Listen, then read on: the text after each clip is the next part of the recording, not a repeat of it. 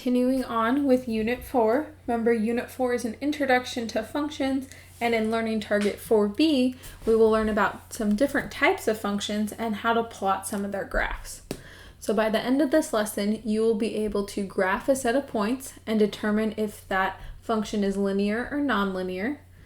We will also be able to, given a function, make a table of values and then graph that function.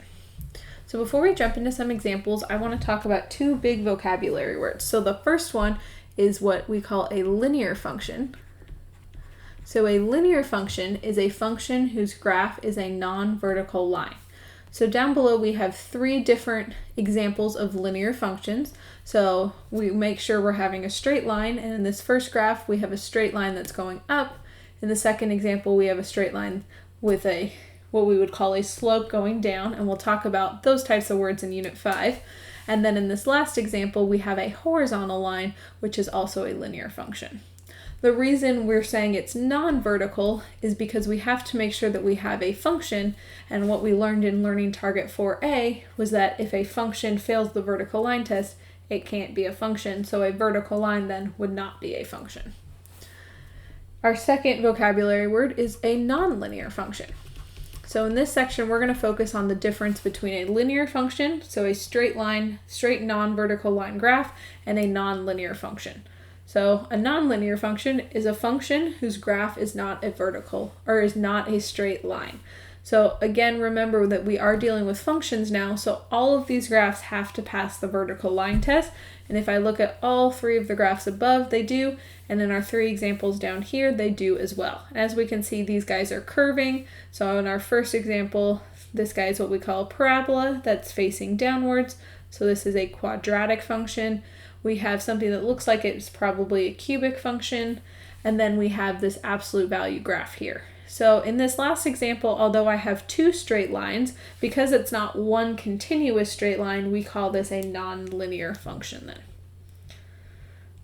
Okay, let's start by plotting some of these. So pay attention to a couple keywords here. I'm going to ask us that we plot these. So we're not going to connect any dots because we don't know how to connect any dots. I'm just going to plot the dots and see if they would form a straight line or not. So as we go through it, we've got a table of values here that are translating into four different coordinate pairs. So our first one is 0, 2. Remember, on a graph, we have the x-axis on the horizontal axis and the y-axis on the vertical. So the first coordinate pair tells me how far to move left or right, and the second number tells me how far to move up or down. So for this first coordinate pair of 0, 2, I'm not going to move right or left, but I'm going to just move up 2, and I'll put that point right there, and that will be 0, 2. For this second point, I have 3, 1, which means I start at the origin, and I move to the right 1, and then I move up 3, and I'll put that point right there. I am going to color code these just for the first example so we can see them. On our next coordinate pair, we're given 2, -1. So again, I start at the origin, and I move to the right 2, and then I'll go down 1. And then for our last point in this example, we have 3, 0, which means, again, we always start at the origin. I'll move to the right 3, and then I won't move up or down, and I'll have that point right there. Now, we're not going to connect the dots at all because I'm just asked to plot these. But from here, I need to determine if I were to play connect the dots, would I have a straight line? What do you guys think? Would we get a straight line if we try to play connect the dots? I would not be able to get one straight line. I could notice that between any of these 2 points, I could create a straight line, but connecting all 4 of them together is never going to produce a straight line. So this is what we call a non-linear function then. And our question was asking us to determine, after plotting, determine if the function is linear or nonlinear. So in this case, it's nonlinear since I could not create a straight line. Okay, let's look at example 2. Why don't you guys pause the video and do example 2 on your own first, and then we'll check it together. Okay, so let's check this first guy. So we have 0, 4. So to graph that, remember I always start at the origin, so it's 0, 0.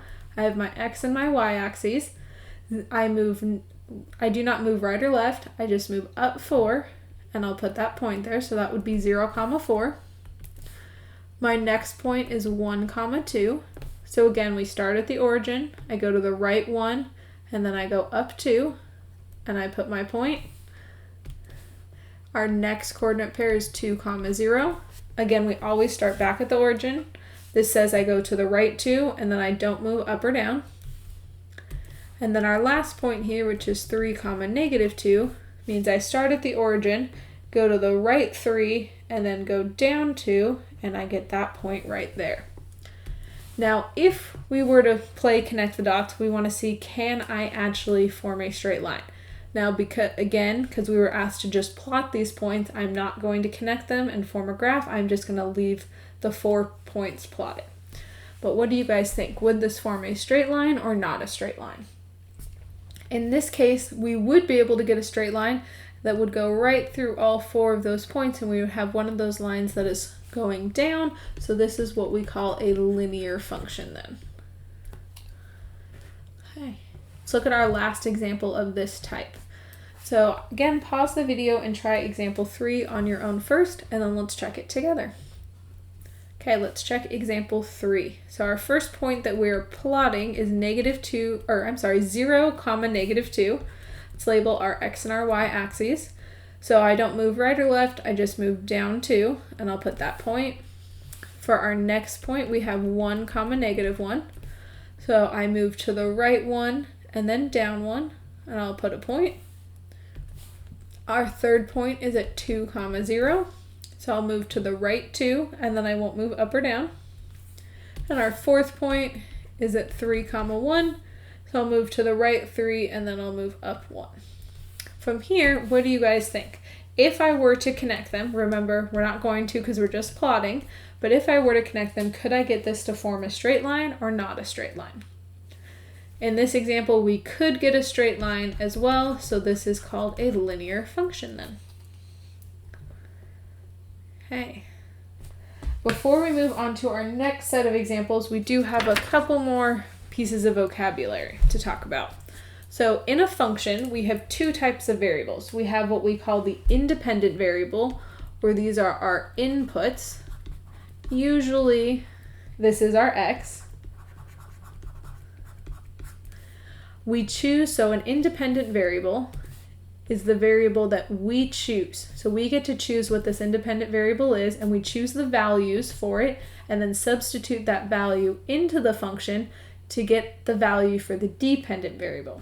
So the dependent variable, or we could call these our outputs, these are usually our y values, is the value of the dependent variable changes in response to the independent variable.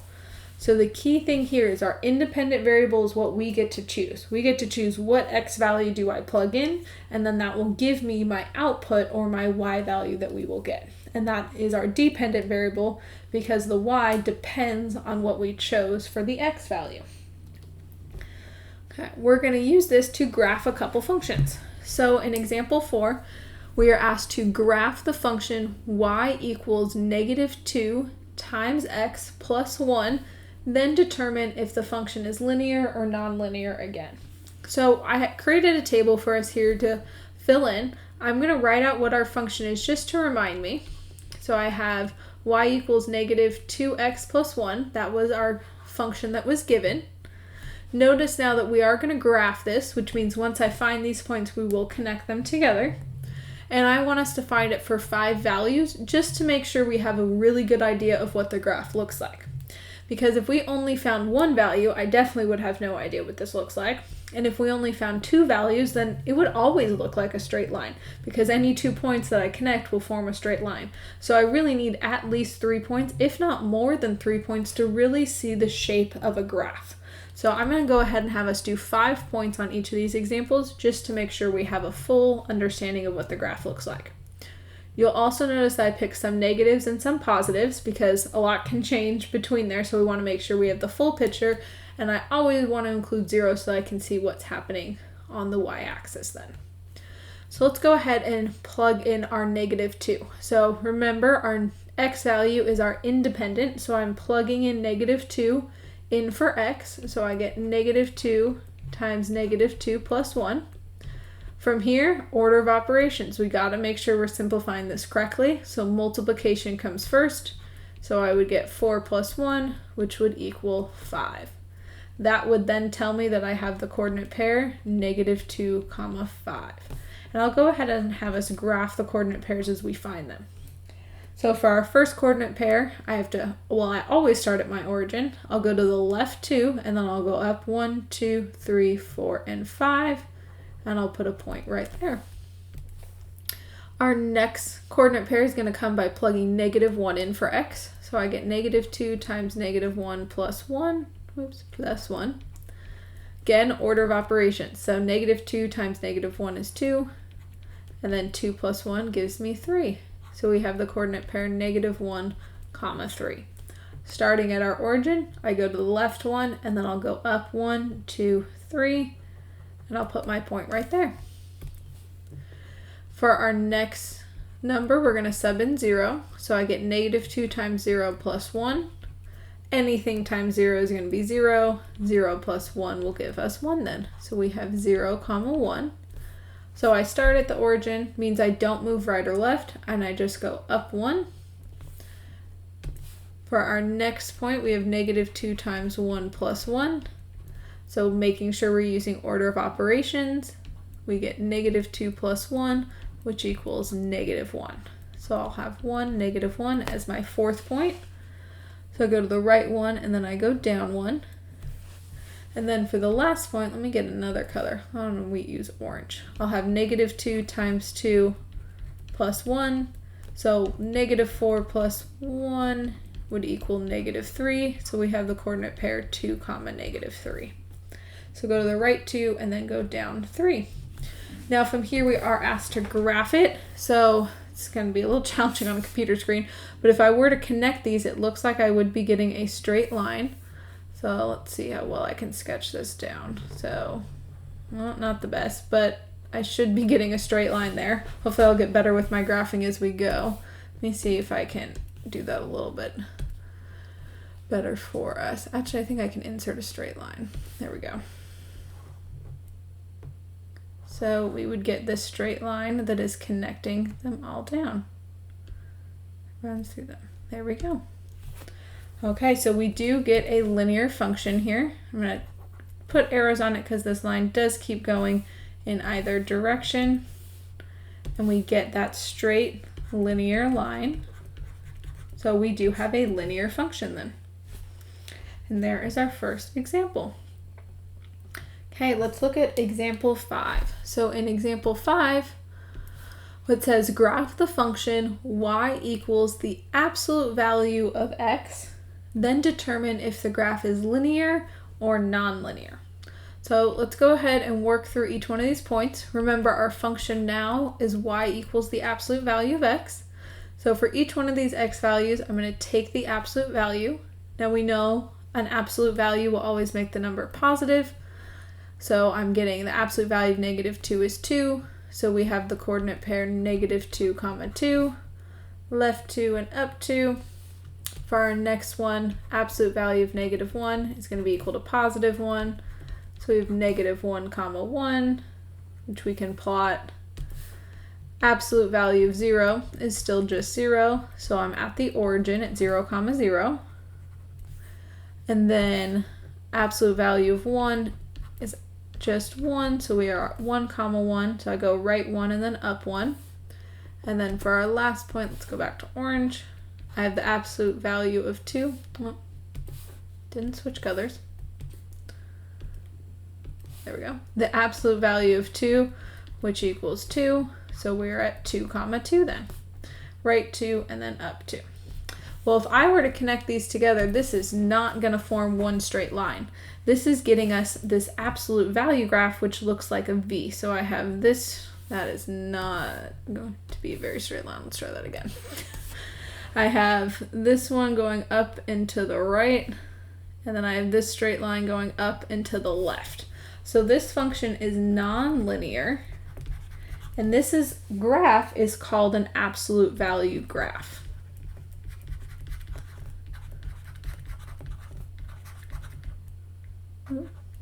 Graph, there we go. pH. There we go. So this function is nonlinear, which is what the question was asking us about. Specifically though, let's start to learn some vocab words through these examples. This is what we call an absolute value graph.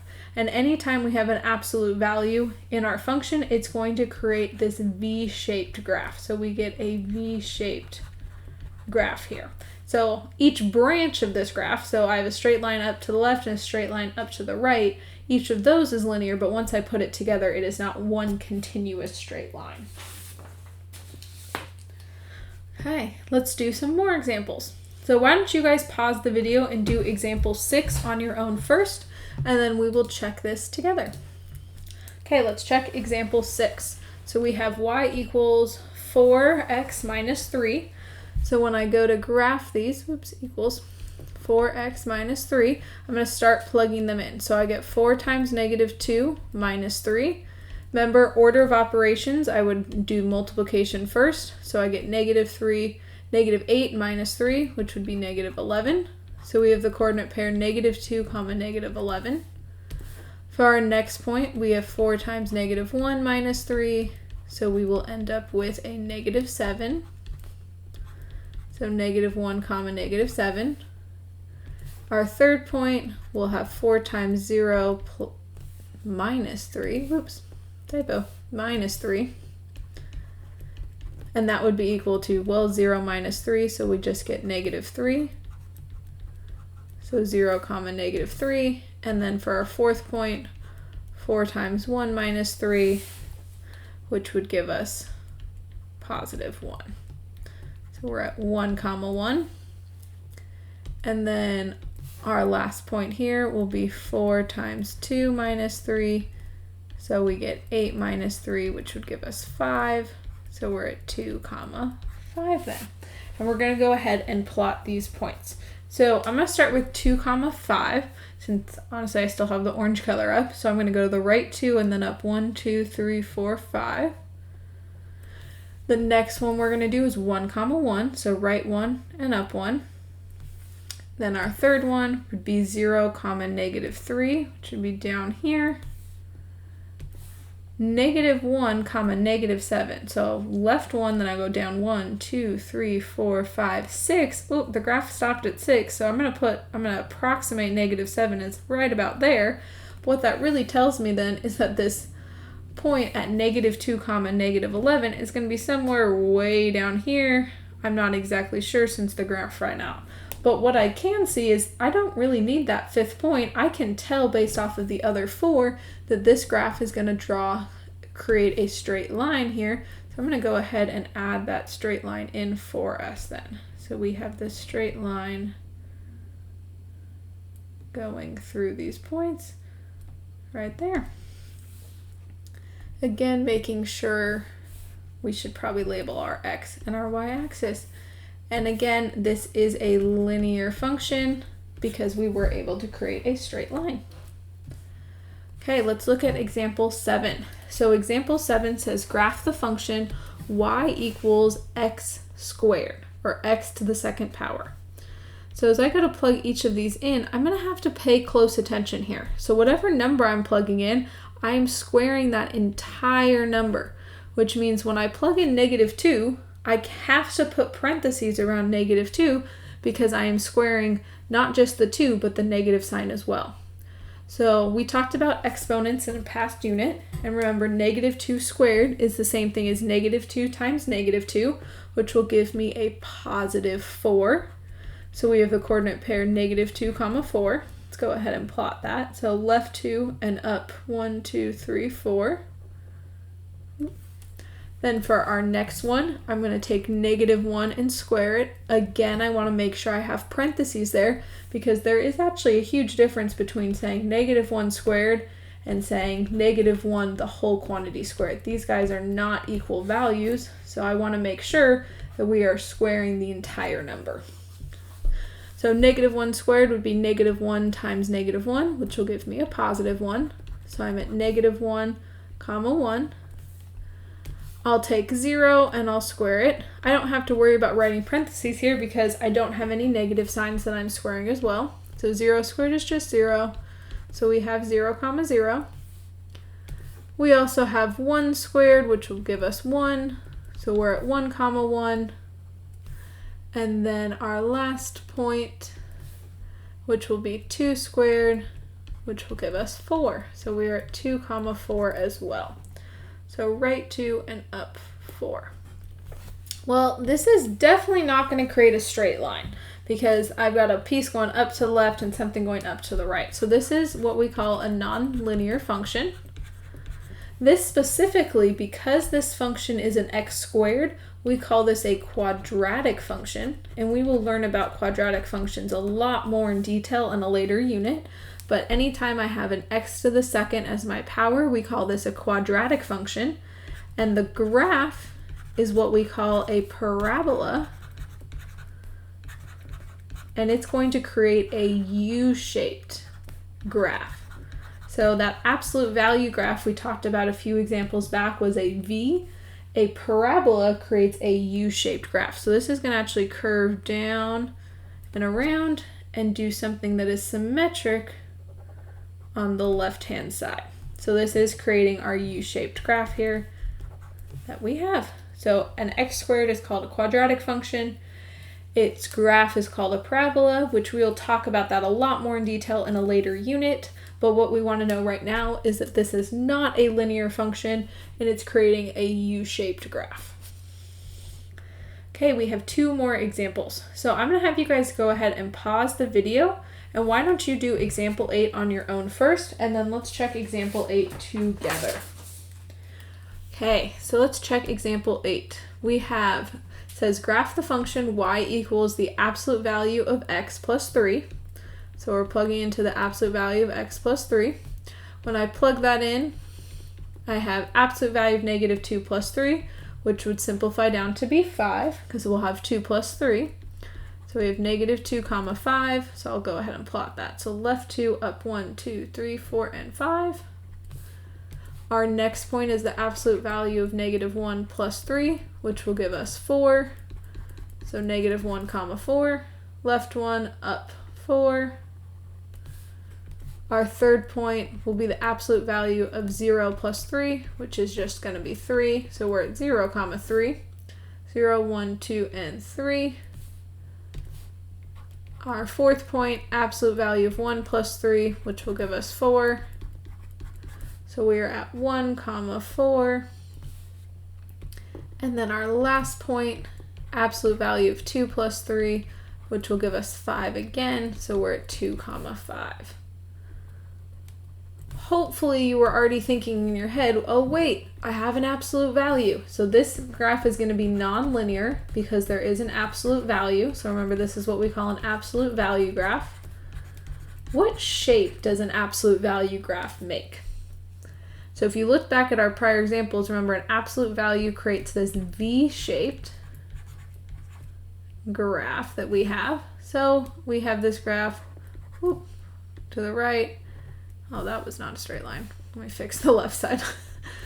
And then off and to the left from there. So this is our V shape. This looks very similar to that past example that I believe was example 5, where we had the V, but the V was down here at the origin and was going up and to the left. This graph, what's happened is it's been shifted up 1, 2, 3 units, and the reason that's happened is because of that plus 3 right there. So that has shifted that graph up 3 units from there. This is again nonlinear, which we were asked to find, and we call this an absolute value graph, and it creates a V-shaped. Okay, our last example, example 9. Why don't you guys pause the video and do example 9 on your own first, and then we'll check it together. In example 9, we are graphing y equals x squared minus 2. So what ends up happening is I'll get negative 2 squared minus 2. Make sure you're putting the whole thing in parentheses. So that will give me 4 minus 2, which will give me positive 2.